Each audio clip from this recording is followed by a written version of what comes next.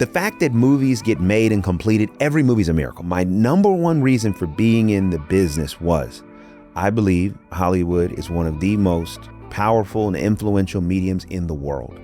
And if I can be a part of it, I believe that I can change people's hearts and minds for the better. It's a blessing to be able to be in this business. And part of that blessing for me is the opportunity to serve. Every time I'm developing a script, how can I serve the audience? How can I serve these characters? Don't let impatience infect your commitment to your craft. Joining me today is powerhouse storyteller and producer whose work has inspired audiences from around the globe, DeVon Franklin. He's executive produced major studio hits like The Pursuit of Happyness and the recent Karate Kid, to now building his own production company, Franklin Entertainment. In this episode, we'll discuss the path to producing, what it takes to make a faith-based film successful, and how to master both the business and the purpose behind the work. I'm your host, Ariana Drummond. Welcome to NAACP's Inside the Industry.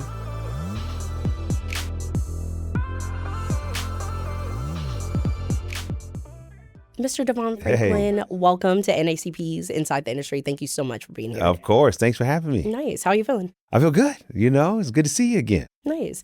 And I just want to say thank you so much. I remember meeting you last year at NAACP convention, and you just were so gracious to everybody that you met. So I'm really excited to talk to you today. Thank you. We had a good convention. I was just honored to be there. Nice, nice. Amazing. So when I think about your life up until now, you've just achieved so many different accolades. You've held executive roles at major studios like Columbia Pictures, and you've overseen films like Pursuit of Happyness and Moneyball and The Karate Kid. When you look back at those milestones, what do you think has been the key to your continued success? Wow, that's a good question. I think the key is being a student.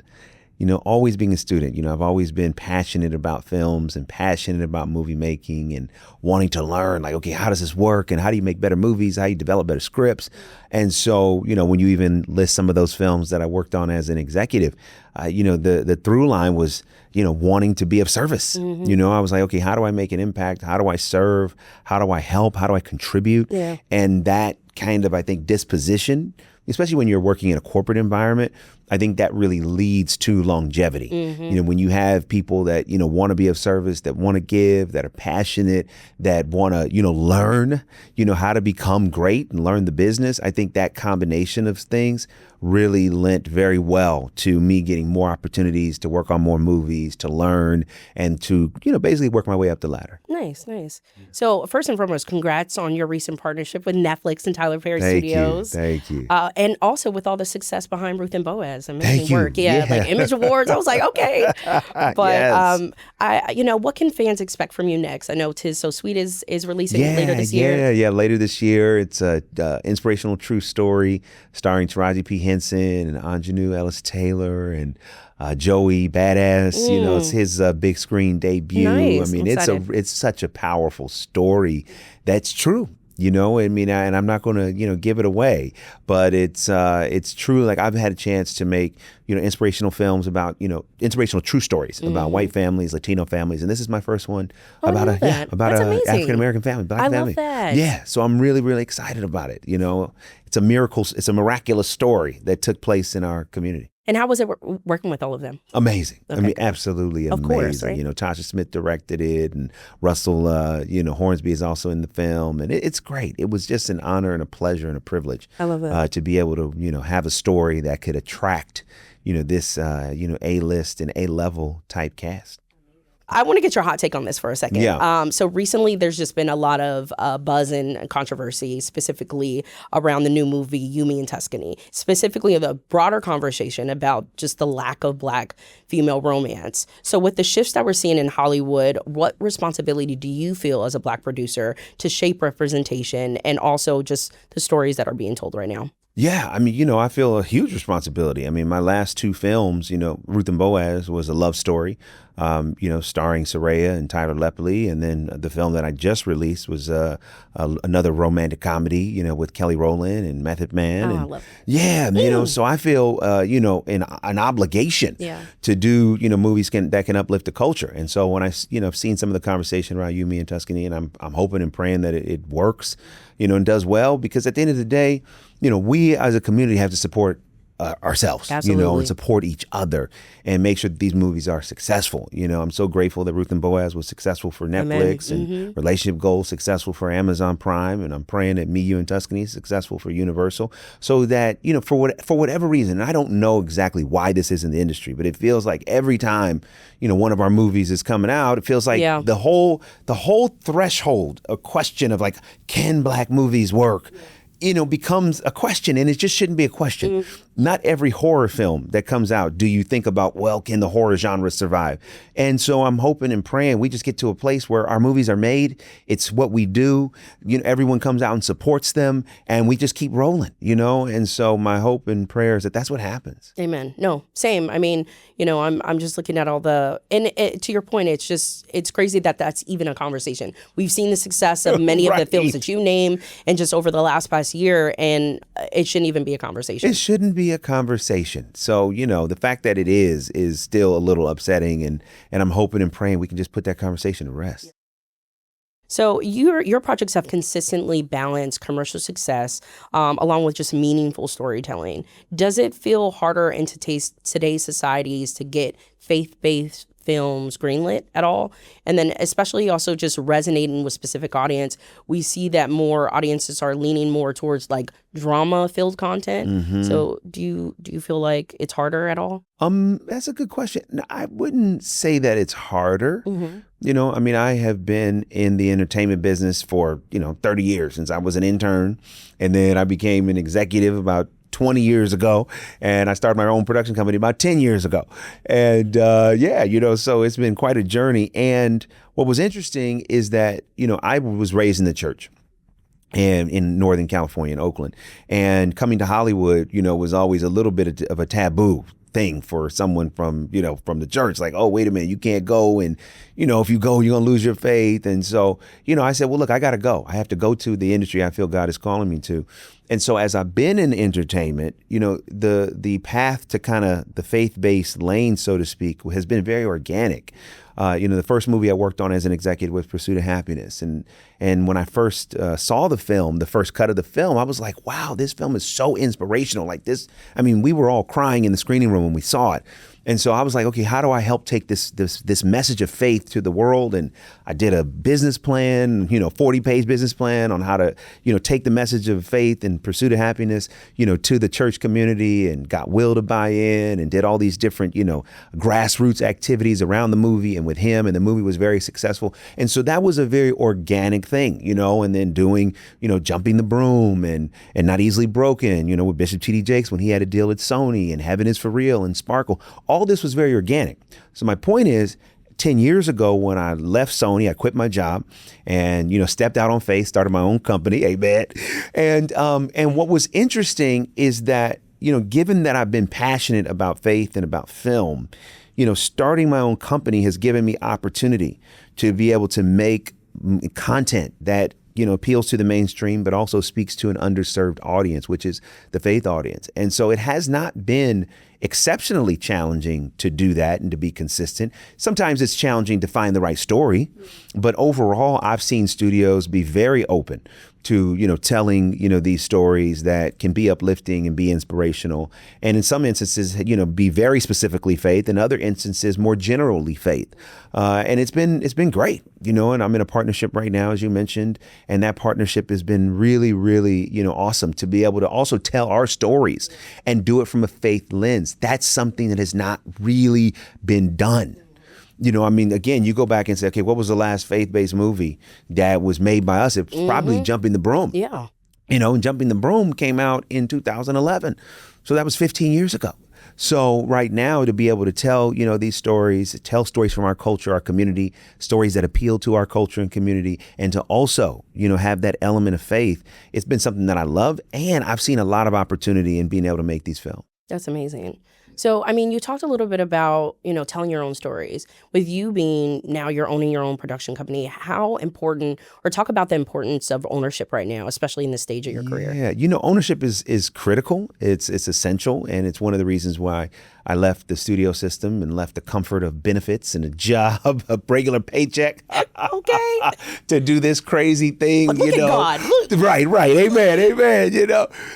So it's working out. But definitely, and listen, it's not been easy. I'm sure. At the end of the day, if I don't generate the content, then I don't eat. Yeah. So that part has been an adventure and a challenge, but it's been good. It's been good. And also for me, I feel like I've done a lot, but I'm still on the path. I feel like there's still more for me to do. Mm-hmm. I feel like I don't even think I've had my breakthrough moment yet, to be quite honest with you. And I think that as those things happen, then the opportunity for even, greater ownership, presents itself. But to be here and to run my own company, my emphasis in college, I went to USC. I majored in business. I minored in film. I emphasized in entrepreneurship. And so starting my own company was an entrepreneurial endeavor.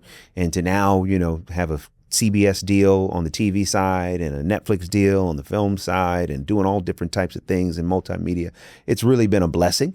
And the goal is to have as much ownership in these different verticals as I can. Amen. I mean, you talked about ownership. I mean, you're an actor, you're a author, you're filmmaker, producer, all of these things. Yeah. How are you able, and you've done such an incredible job at this, but Thank you. How are you able just to navigate being successful in those different industries? Yeah, so for me, it's like one wheel, different spokes. So that is really fundamentally how I'm able to organize it in my mind and then how I'm able to execute it. And so what I mean is when I came to Hollywood, my number one reason for being in the business was I believe Hollywood is one of the most powerful and influential mediums in the world. And if I can be a part of it, I believe that I can change people's hearts and minds for the better. That's always been the mission statement. So then as I focused primarily on film production, that became the trunk of my tree.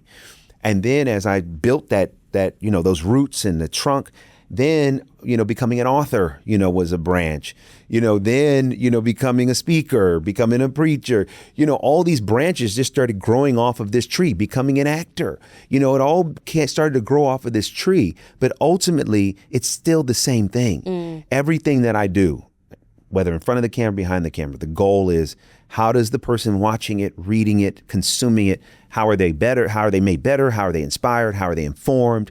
Even the character I play on Tyler Perry's Divorced Sisters, which is now on Paramount Plus.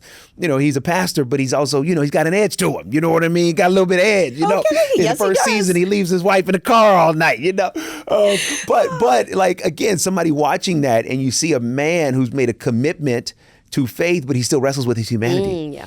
You know what I mean? And so you watch Ruth and Boaz and you see, this couple come together in a divine way. You watch relationship goals and you see, what this book can do to bring people together when they fix their aim. So it's all one wheel, different spokes. It's all one tree, different branches.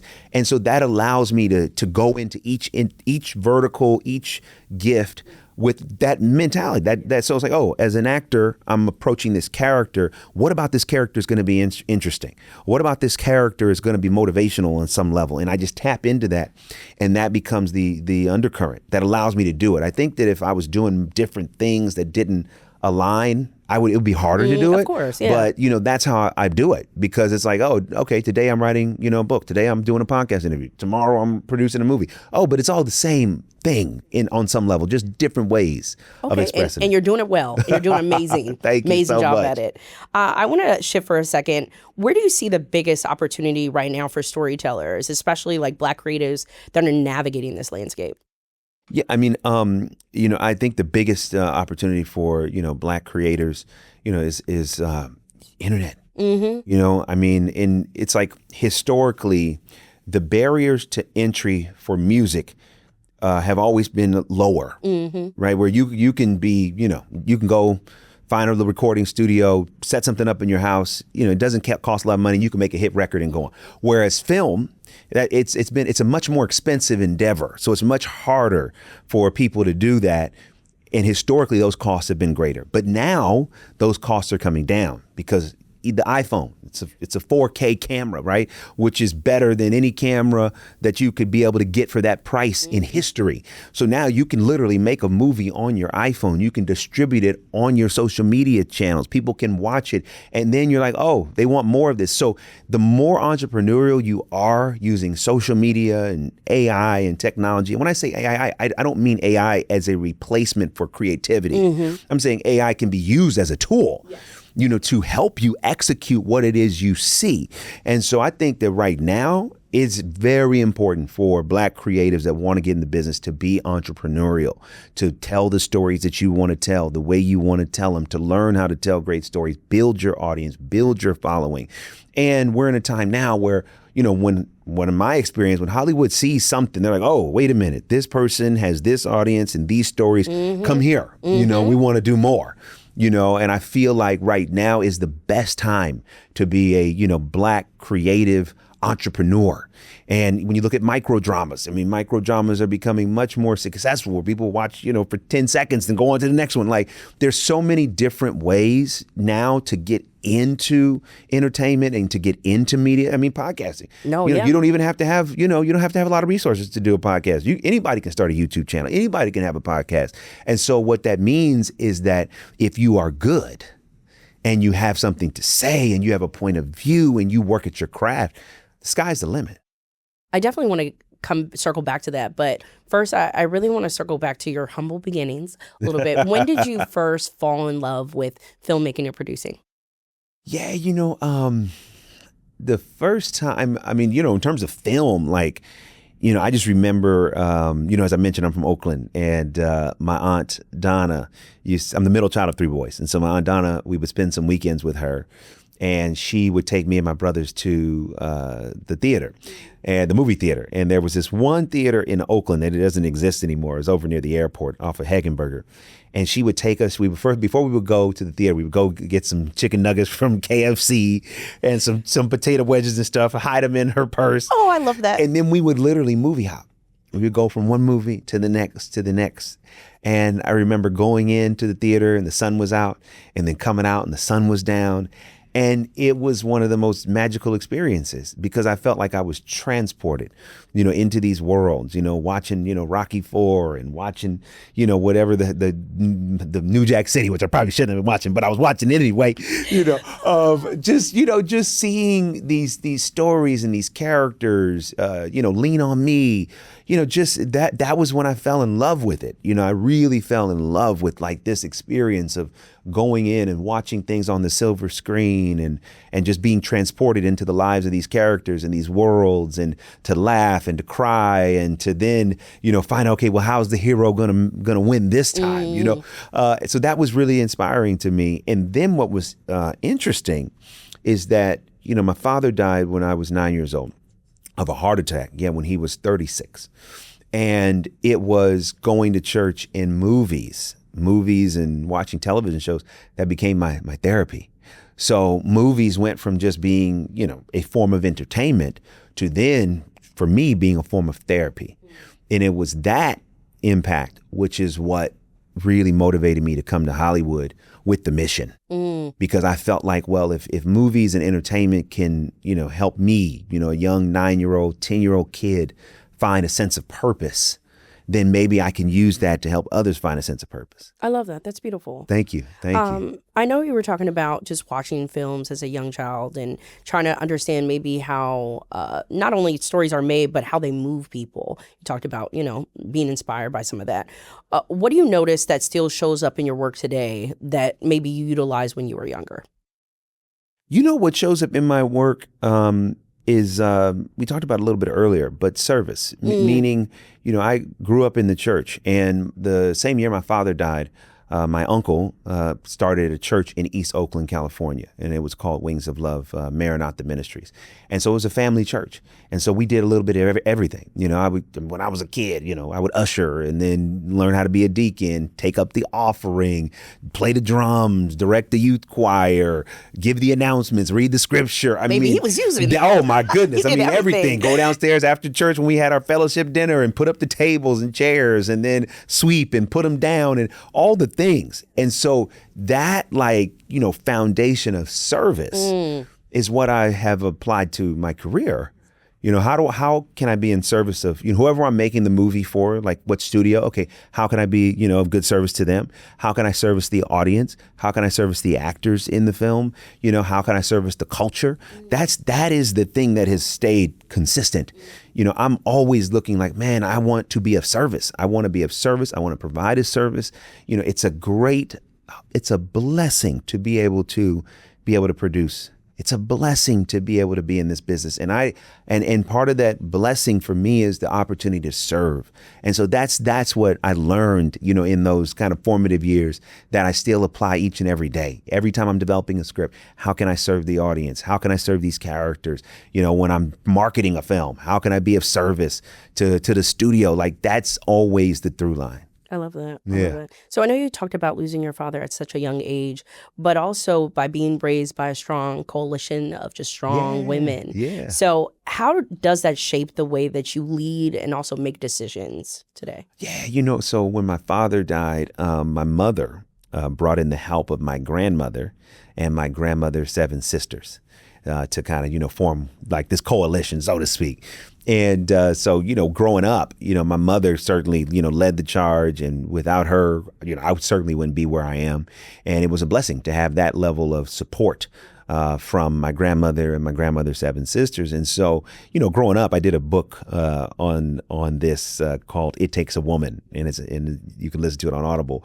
And growing up, it's like it was an interesting thing because we were raised, with them. And so they would give us, their points of view on faith, on love, on sex, on money, on being black, So I learned so much at a young age and that shaped everything, right? It really did, because it was like, wow, I would not be anywhere without these strong black women who have sacrificed for me and my brothers.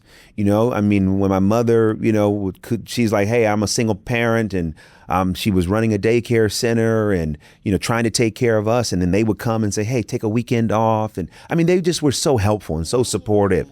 And so as I got older, I started to realize like, wow, how fortunate I was, how blessed I was to have this support from, my own, coalition of black women who were there for me and still are. Here's the beautiful thing about it is like everything that I do, everything that I become, I can draw a line straight from here back to how they, were there for us. And their greatest hope was losing my father.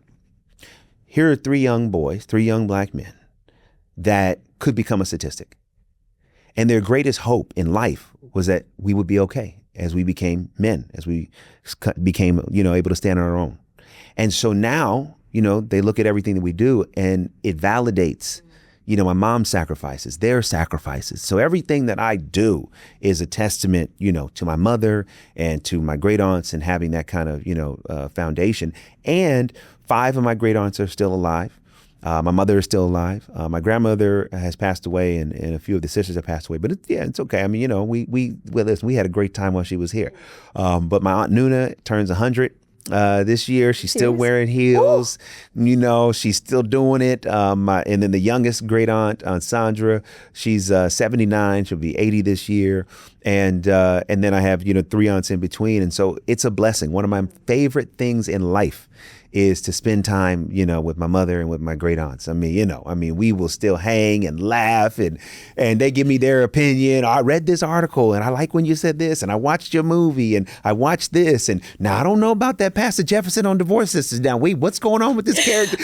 That's funny. They are so invested and involved, in my life and the life of my wife. And it's a blessing. I would not be who I am, without, my mother and these dynamic, amazing, black women that came in and filled. They stood in the gap for me and my brothers to be able to get here. Absolutely. I don't know what I would do without my mom. Yes, yes. And also to the women, the single parents, the single parents, just know that, the sacrifices for your child are not in vain. You don't know how they're going to grow. You don't know how the sacrifices you make in that moment are going to take root and actually, make provision in the future, but they will. So it's really important to know that the sacrifices will never be in vain. You talked about, just for a moment, sacrifices. Was there any moment in your career that you were like, I don't want to just work in, I mean, you talked a little bit about it earlier about like inspiration, but like, I don't want to just work in this industry. I want to shape it. What does that look like for you? It's a good question. Like, I don't think I ever thought about shaping the industry per se. That's never quite been a thought. Like, it's really been about being of service. So it's like, okay, I was an executive and, was of service in the movies that I did, and then, became a producer. And then while I was producing, I was served on the board of governors for the Academy of Motion Pictures Arts and Sciences for 6 years, and was really, helpful in the diversity initiatives that the Academy was able to, enact. And it was just about service, you know what I mean? And the movies that I make and the TV shows, it's just about service. And I guess in that type of service, some shaping does take place. But I certainly haven't like approached it from a standpoint of like, oh, I want to shape the industry. Got it. My goal is I want to tell the stories that I feel compelled to tell. And I pray that those stories resonate with the widest audience possible. And I feel like if that happens, then in some way the industry, is shaped, and I got to really think about it. I mean, this is really honestly the first time I've ever even thought about it. So I'm like, I've never thought about it. That's great. Never. It's really never been about that. It's just been about, okay, being of service. How do I get this done? How do I move this forward? How do I create, like how do we make sure this is successful? I mean, it's just been that. It's been that mentality and that mindset. And also like, at the end of my life, whenever that is, I don't want to leave anything in. So that's also what fuels me to do the different things that I do. Because if I can do it and I'm given the opportunity to do it, let me get whatever's in me out.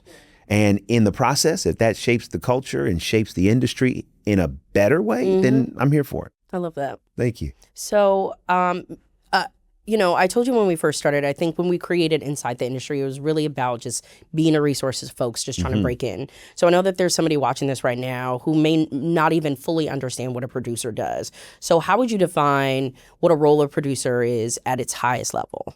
Yeah, so a producer is basically, we're everything. I can only imagine. A movie doesn't get made without a producer. Producer is like basically the one who made it. So like in my case, all the movies that I produced, those are stories that I found, that I hired the writer, developed the script, hired the director, cast the film. They're physically producing the movie, working on the budget, working on the schedule with our line producer. And also producing is problem solving. So especially once you get into production, there are problems every single day. The fact that movies get made and completed, every movie's a miracle. It's because there are so many problems.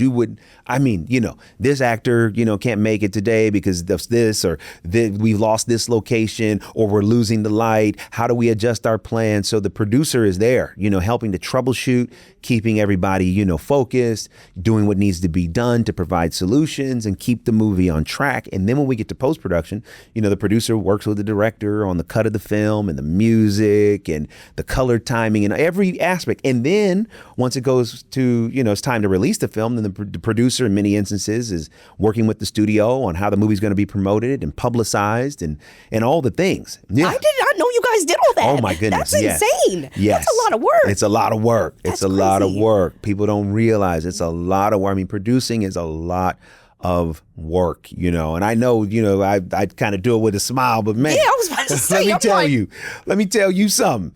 It is a hard job. It really is. But it's rewarding because at the end of the day, it's like when I see my name, on a movie, it's like I know that I all the things I had to go through, all the sacrifices, all the challenges. It's worth it to be able to get that story, in the world. But that's what a producer does. A producer usually is the one that finds the content, will sell it to a studio, and then oversee it pretty much through the entire process. Again, I commend you because I did not know that you guys had to do all that. So oh yeah, it's interesting to me. Yeah, it's interesting to me too.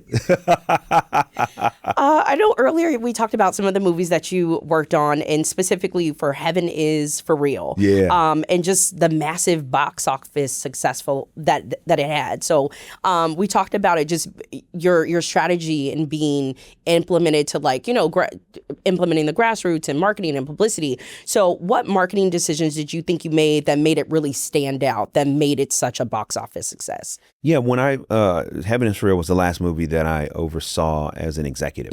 And I think what made it stand out from a marketing standpoint was, one, it was based upon a book that was already a New York Times bestseller. Yeah. And so that helps because the awareness of the story was fairly wide because that book had been on the New York Times bestsellers list since the book had come out.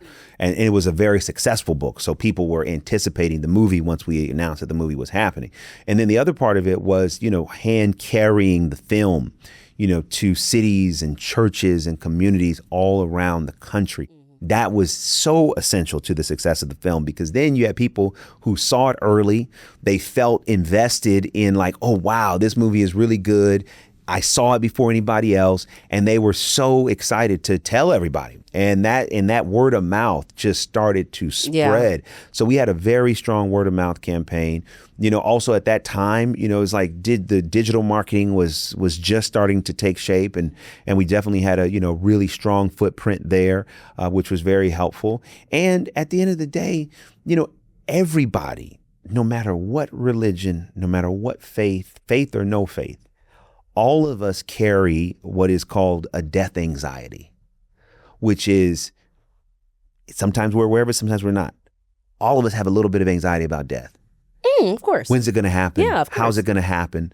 And usually things that can provide hope for that anxiety tend to do well. So the movie provided hope for our death anxiety. Hey, here's what happens here. This young kid had this near-death experience, and he went to heaven, and he came back, and he tells us what he saw, and just the story of what he saw provided hope and provided a little bit of ease for that type of anxiety. So it wasn't just the marketing. I think the story itself really had something in it that people found of value, and when they watched it, would cry and find a lot of hope in the face of death. That okay, maybe there's more to life than what I may have thought. That's how some people thought when they saw the film. So yeah, I would definitely say that was one of my biggest fears growing up. Is okay, I'm gonna die, and then the world's just gonna keep going on, and when is it gonna end? So right. I definitely can resonate with that. Yeah, and that was important. In that film, we made that film for $14 million. And, it was interesting. I don't even know how to be saying this, but whatever. I don't work there no more. But, before the movie came out, Sony cut the marketing budget. Are you serious? They cut it down because they just didn't think the movie was going to work. They didn't believe in it. And other folks, at the studio were just telling me, because I worked on all types of movies. I worked on the faith films, but I also worked on, big budget films. And so that people were just saying, DeVon, you I had given so much to Happyness for Real as an executive. I was there from ground zero. And people were like, well, you don't want to be known as the faith executive and the faith guy, and don't put all your eggs in that basket. And I'm like, look, I hear what you're saying, but I got to get this movie to the world, and I'm going to give it everything I got. So that opening weekend, we made it for 14. We opened it on the Easter weekend. Over the 5 days, it made $30 million. Yes. And it was going to, the projections were that it was ultimately going to get to, 100. And so 2 days after opening weekend, I'm sitting in the chairman's office, and she's like, DeVon, this is amazing, and you're a genius, and we're going to promote you, and we want to give you more money. And I said, no. I said, I'm quitting. Are you serious? I'm dead serious. I said, I'm quitting. I said, I'm making too much money for y'all that I can't participate in. I said, I'm starting my company, my production company, and I want you to fund it. When did you realize you were going to make that decision? Was it before then, or just in the midst of all that you're like, I'm sick of this? It wasn't so much about being sick of it. Mm-hmm. It was about, it's like I always wanted to have my own production company. When I was 22 and graduated from USC, I graduated with the business plan for my production company. But at 22, nobody wanted to give me a company. There was no producer's chair available to me. It was an assistant's chair. And so when Happyness for Real came out, that was 14 years after graduating, right? So in those 14 years, I got a lot of experience and expertise on how to actually produce a movie. If I had been given the company at 22, I would have blown it because I didn't know. Yeah. As much as I had willingness, I didn't know. But by the time I got to Happyness for Real, there were a number of movies that I had worked on that if it wasn't for me, they wouldn't have existed and the success wouldn't have happened. So by the time I'm sitting with her, I realized like, I know enough and I have enough expertise. I have enough of a profile to be able to do this. So it wasn't premeditated, but I just came in that moment and we had that, and she was having we want to do all these things. And I was like, if I don't take it now, if I don't go for it, it ain't gonna happen. It ain't gonna happen. And I did, and she said okay, and we did it. We negotiated the deal. Of course I was scared. And here's the crazy part about that. Not only was I scared, but while we were negotiating the deal, I still was, doing my executive duties. And so the deal took about 6 months around there to close. And 1 month after the deal closed, Sony's computers got hacked. Yes, and the chairman ended up unfortunately losing her job and transitioning to becoming a producer. And so I whenever I tell this part of the story, I tell that because if I had waited, the window would have closed. It would have closed. So it was really one of those things where it was like, okay, when you feel it, you got to go for it. Yeah. And then the cool thing was that once I got on the other side of it, I knew how to put these movies together, because I had the time and the experience. And that's one thing I would say. I know you didn't ask this question, but I want to say this for anybody watching. Don't let impatience infect your commitment to your craft. Meaning, there were many times I knew I wanted to produce when I was 18, had the business plan at 22, didn't get the company until 36. So that's and I started interning when I was 18. So that's 18 years of showing up, learning the business, being patient, waiting my turn. And that to me is where I think sometimes this generation gets lost, because there's an impatience, and there's an urgency, and I want to get it now. Well, why? I promise you, if you stay a student of your industry, if you make a commitment to be of service and you learn your business and you learn how to tell if this is what you want to do, learn how to tell great stories, learn how to be a great actor, be passionate, let your passion guide you, and be patient. Yeah. Patience and passion get you to your purpose. Look, the episode is done, guys. No, that's some good. Yeah. I'm always like, be still and know that He is God. That's like He right. got it. Like in that's God's timing too. In God's timing. And if I had pushed the issue any time before that moment, I would have missed it. Yeah. I would have missed it. But at that moment, I knew that I had a hit. I was making money for the company. I had been at the company at that point for like almost 10 years. I had been of service. I knew how to make movies. I had a good reputation. Now's the time to cash in all those chips. Yep. That was, and boom, okay, cool. Mama bet on black. Let's go. And thankfully, it worked out. I love that. Yeah. Oh, that's incredible. Incredible. Thank you. Man. So for somebody watching this right now who wants to become a producer, what do you think is the first real step? The first real step is, one, just in terms of what I did, I studied other producers. Mm-hmm. Before I even got in the business, I studied Love and Basketball. Okay, who made that film? Oh, that was Spike Lee, but it was also Sam Kitt. Sam Kitt used to run Spike Lee's company. They used to have a deal with New Line Cinema. Oh, okay, cool. Well, who made The Best Man? Oh, Malcolm Lee, Spike Lee, Sam Kitt. I would research producers. Okay, well, who's Brian Grazer? Who's Ron Howard? Oh, man, they run Imagine Entertainment. They're making all this great content. So one, study. Who are the producers that you love their content, you want to emulate their career right there. Second thing is, a producer is someone who has access to material. So that can be a book, it can be a stage play, it can be an article, it can be something someone tells you, word of mouth, right? I mean, the movie I made for Fox called Breakthrough, I was backstage at an interview. And I went on and did the interview, and then I'm backstage watching the interview of this family who had this miraculous story. And when they come off, I'm like, hey, I want to make your story into a movie. And we made it into a movie. So as a producer, it doesn't really matter where you get your stories from, but as a producer, you got to have access to material. And then you got to put it together. So you got to learn, like there's a couple books. One is called The Moral Premise. Another book called Writing Screenplays That Sell, which really help with script development. So you read, you learn how to develop scripts, you work with writers, you hire directors. So as a producer right now, find the stories you want to tell and start identifying writers that you think can, either develop the pitch or write the script for you. And then you take that and you begin the process of trying to sell it. You may have to partner up with a producer like myself who is more, established, or you can try to go direct to the studios, or you can just make it independently. But if you are a producer gets things done and get stories made. You may even say, you know what? My first thing I'm going to produce is a 5-minute iPhone video. Great. Produce it. Get your actors, get your DP, hire your director, do it. Edit it with CapCut. Boom. Like you just produced a movie. Yeah. Like just go do it, but study. Study to show yourself approved. Learn the business, learn how to do it. And you may also need to go to school. You may need to go to school. I mean, the thing about entertainment, everybody had a different path. So some went to school, some didn't.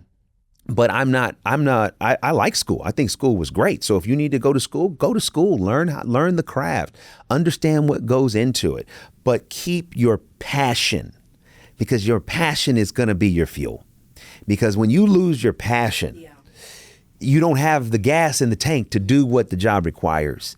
And so I would encourage any producer or any producer in the making, what's your passion? What are the stories you like to tell? Why do you like to tell those stories? And then do your best to start getting some of those stories made. So what do you think is like the hardest part of breaking into the industry or making it as a producer? Hollywood is an apprenticeship business. In by and large, meaning like you learn by doing. And also Hollywood is a business of, in my experience, of paying your dues.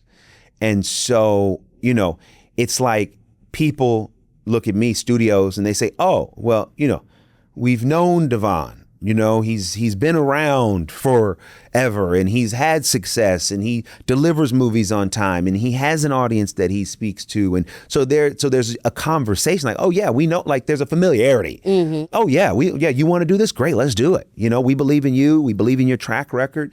So it's really important to, become as best you can, get in the business. It can start as a PA, it can start as an assistant, it really doesn't matter. You can start as an intern like I started, but just get in the business and start building your career and start learning and start apprenticing in any area that you want. Like if you want to become a director, okay, work on becoming a PA on the director's movies that you like. Work on becoming a director's assistant. Work your way up. I mean, that's the thing. I found Hollywood to be very democratic in that way. If you commit to the process and you learn and you are of service and you're likable, because likability I think is very important. And if you have really good taste and talent, it's amazing the things that can happen. So you talked about a lot about building relationships. I mean, clearly that's really important, and just creating and finding these opportunities. Critical. Critical. Relationships are critical. Okay. And so, for me, starting as an intern at 18 years old and becoming assistant at 22 and then an executive around 24, the thing that has sustained me are my relationships, and for me, like when I was an executive for Sony Pictures, I didn't just work on the projects, which I mean, that was obviously a part of my job, but the other part of my job was managing my relationship with the executives above me. I mean, that is, I mean, that's like half the job. So sometimes we get into a job like that and we think the job is actually the projects. Well, it is, but it's really the people. And so, I would make sure that my, higher ups had everything they needed from me, that I was in constant conversation, that I was of service to them. And then so what happened is that started building my rapport, that started strengthening my relationships. So as I started to expand, I had people that were invested in my success. Even now, You know, I mean, people I can call it at a moment's notice, hey, I need advice on this, or what would you do here? And because I've managed those relationships well, they're available to me. So I would just encourage anybody, please manage your relationships well. And really quick, what do you mean by, I mean, I know as a publicist, managing a relationship, Yeah. but what does managing a relationship mean? I'll tell you. Do you have to go to lunch? What does that look like? Well, here's what it looks like. It looks like gratitude. It looks like being teachable. You know, it looks like, meaning like with the people that I've been able to build relationships with, you know, one, being curious, like, okay, I want to know how to do this better. You're an expert in this. How do I do this? How do I become a better executive? How do I, you know, develop better stories? So that curiosity then leads me to seek out a mentor or someone that has the answer. And so one, they're like, oh, great. Oh, you came to me. Okay, cool. Well, let me give you this, this, and this. So then the other part of it is gratitude. It could be the form of a note. It could be an email. Thank you. Thank you for sitting down with me. Thank you. And then I can go back and say, hey, I applied what you told me. Here's what happened. So then what happens is that relationship is like, oh, they're invested, you know, and I'm invested in them. And then we start to build. So that's what it looks like. It looks like handling your relationships with care and also not always looking for what you can get. Yep. Say it again. You know, say it again. Like, you know, the one thing, the most prized commodity from when I was an intern to now that I always was wanting was information. That's it. That's all I want. I don't need you to give me a job. I don't need you to give me anything other than information. And because that was my focus, like, hey, you know, I really need it. I would love to know more about this or that. Then it allowed me to build stronger relationships versus like every relationship that I have. Oh, I need a job, or can you do this, or can you do that, or can you? It's like, no, just tell me, okay, how can I do this better? You know, where am I missing? Oh, well, if you want to know the answer, here's what it is. Oh, okay, great. Thank you so much, bro. I appreciate that. And then you be surprised. It's like, oh, well, that's all you want? Yeah, just information. Oh, okay. Well, you know what? There may be someone I can call on your behalf. You know what I mean? There may be someone I could, because it's like, oh, so you're not needing me to do? No, I don't know. I just need the information. But right now, a lot of times, you know, in this generation, people want, well, give me this, give me that, give me that. And if you get information, then you can apply that information. And ultimately, if it's meant to be, it's going to get you where you're supposed to go. Oh, he dropping gems today, baby. I'm like, because dropping gems. Amen. Earlier you talked about like what taste. You talked about taste. Yeah. So what draws you to a project? What is something that you're like, oh, I really want to make this? Like, is it just like an inspiring story? Is it just? I know you talked about hope earlier. What is it that you're like, oh, this is it. I'm taking this. Yeah, you know, it's that. It's like I have to be moved by it. I have to be moved by it. Like I have to say, ooh, I have to feel it. Like, ooh, I know, okay, I can do this. You know, like when I came up with the idea for Ruth and Boaz, I was like, oh yeah, modern version of Ruth and Boaz that has, it's kind of like music driven. Oh yeah, I felt it. You know, I was like, ooh, I can do that. You know, the movie I just did with Taraji, you know, when it came to me as a TikTok video. Really? Yeah. It's a true story out of Chicago.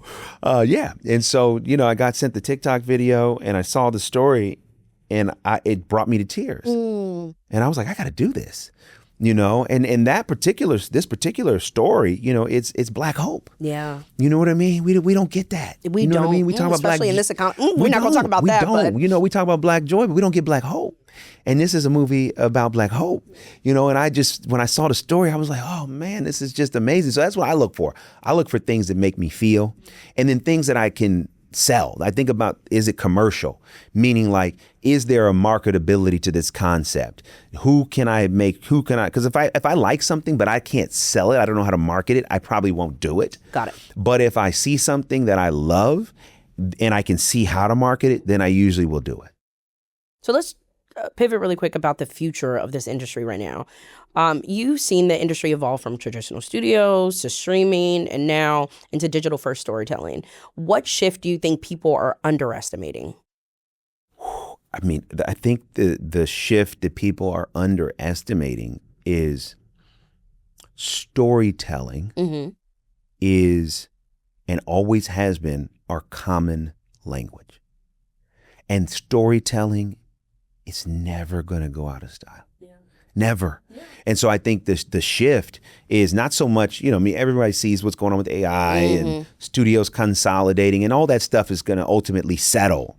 But what I don't want people to do is to see these headlines and think that as a storyteller, there's not room for you. There's always room for a good storyteller with a good story.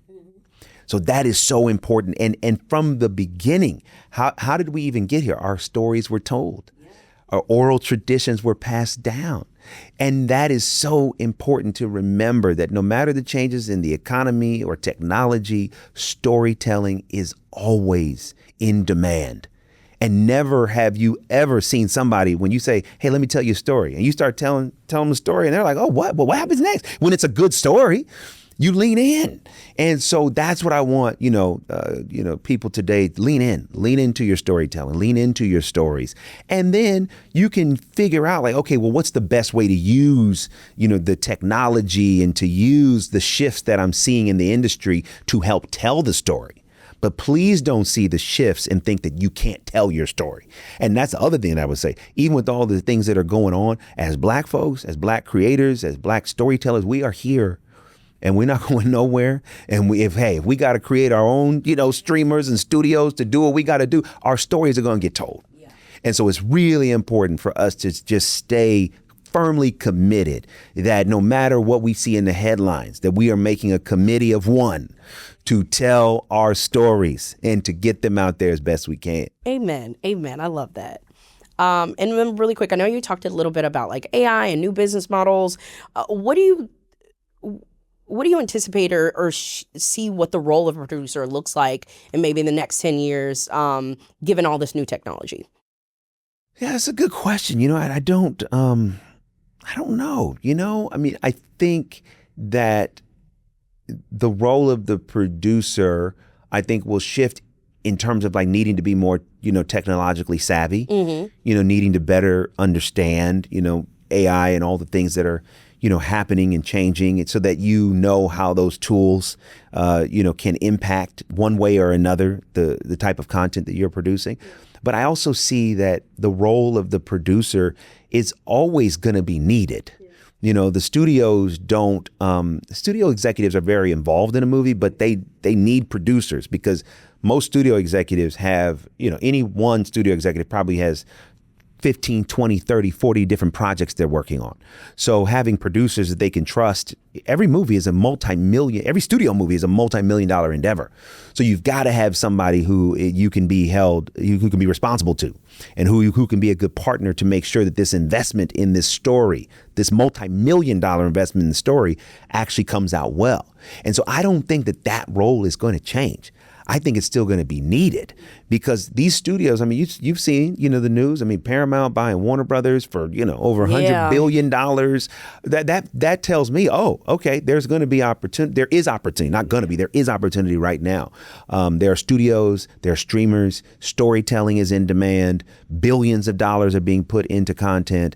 And as a producer, exactly how it's going to evolve, I don't know, but I do believe that over the next 10 years, it is still going to remain a very vital role in getting this content to the world.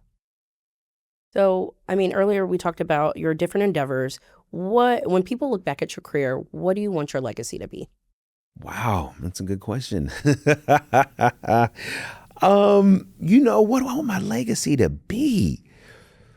Yeah, I want somebody, when they look back at my body of work, to see a legacy of hope and faith, and like here I was, a young Black kid from Oakland, you know what I mean, with the hope and a dream, and came to Hollywood, and here's what I was able to do. I mean, very rarely do you see a studio executive, quit their job and start a production company and run that successfully like that. A Black studio executive, or any studio executive. Yeah. I mean, most of the time when you're a studio executive, as a part of your exit package, if you're a president or a chairperson, is you get a production company.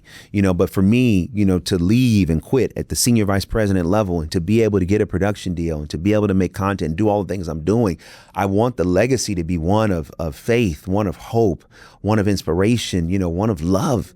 No, I want people, when they look back and they see all the things that I've been able to be a part of, I want them to say, wow, you know what I mean? Like, he had a mission and he completed it. He fulfilled it. He made good on it. And the legacy of great stories will be eternal.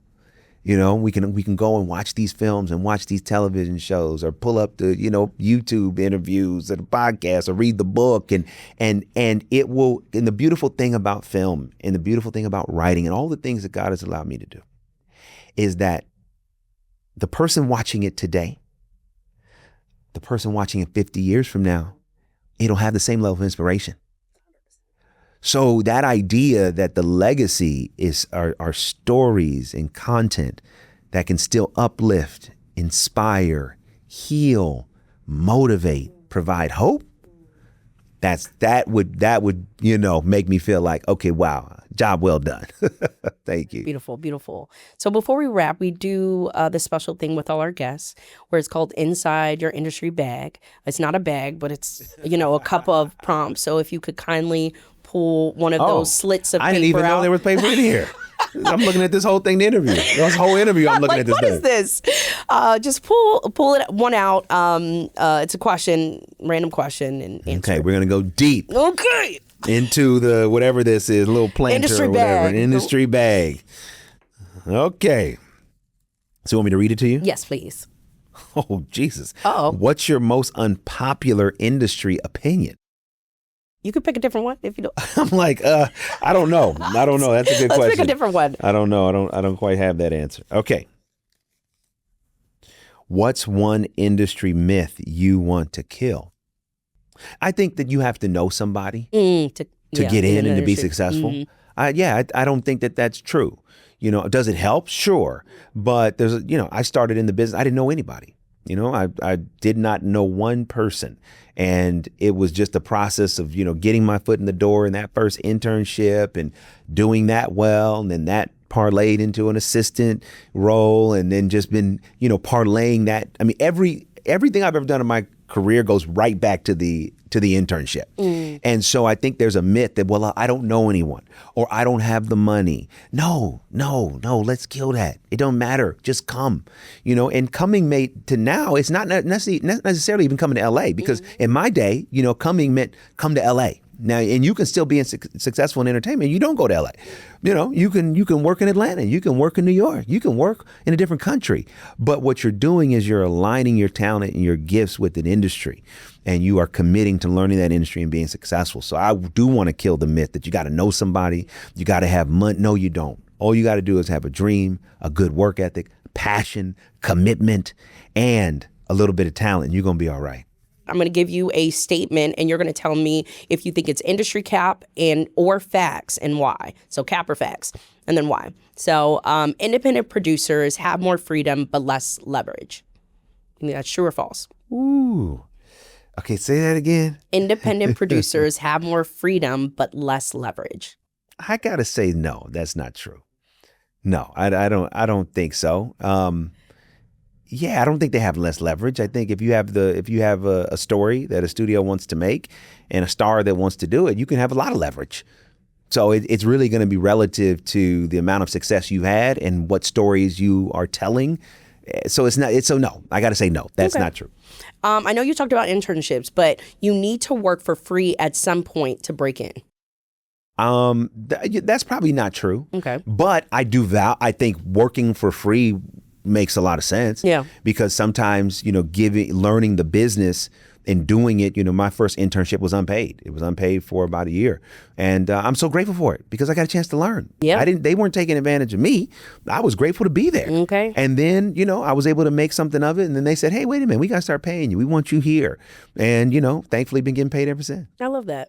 Your first job in the industry will define your career path. No, that's industry cap or whatever the statement is. No, it won't define it. It really won't. I mean, there's so many people that ultimately end up in a totally different place in their career and started somewhere different. Mm-hmm. It won't. Your approach to that first job could define your career. How are you, even if you don't like the job, how are you treating the job? Mm-hmm. What's your mindset? What's your mentality? But the job itself, I do not believe determines ultimately where your career goes. And last, having a clear audience is more important than having a broad one. Oh, my goodness.